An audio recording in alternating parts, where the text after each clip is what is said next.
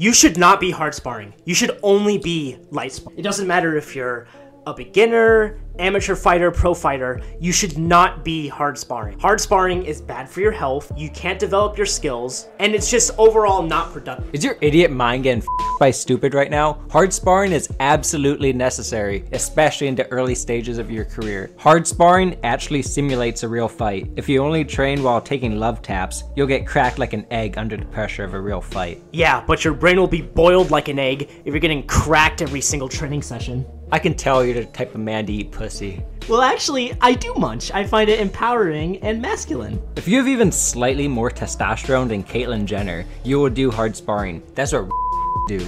Are you even certified to say that word?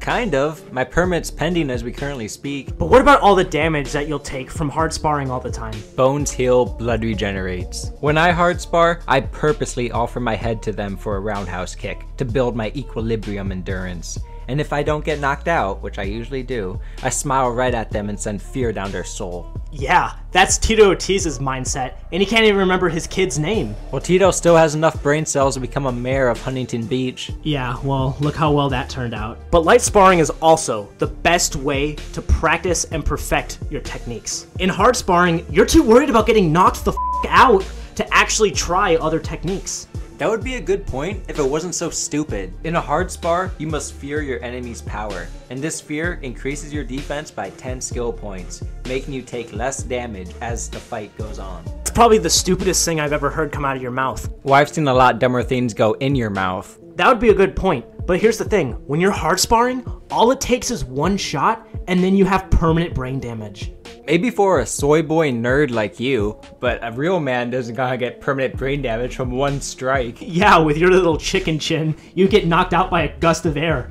Look at Sean Strickland. He became the middleweight champion while only hard sparring and absolutely dominated the very debatably second best middleweight of all time, Gisrael Adesanya. Yeah, but that was a fluke win against Adesanya. Listen, Adesanya in the rematch is gonna absolutely destroy Sean Strickland. You can't just use one case to try to justify your argument. That's just one example out of the hundreds and thousands. If you train like a bitch, you'll fight like a bitch. If you only throw light punches in training, you'll never reach your full power and your opponent will never respect you. Which I'm sure you're used to not being respected. Max Holloway was able to level up his game and become a much better fighter after he stopped sparring. He doesn't even light spar. He doesn't do any sparring. Hard sparring will make you a worse fighter. This happens in 99% of cases. And yeah, there's the 1% of times where a Sean Strickland wins. But for every other fighter, that just isn't possible. Where'd you get those stats? BuzzFeed.com?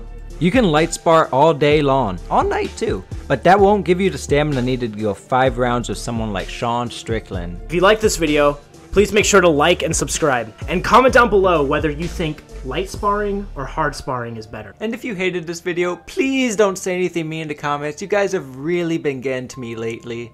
My wife's boyfriend's been leaving a lot of mean comments lately, and I could really use the positive reinforcement from you guys.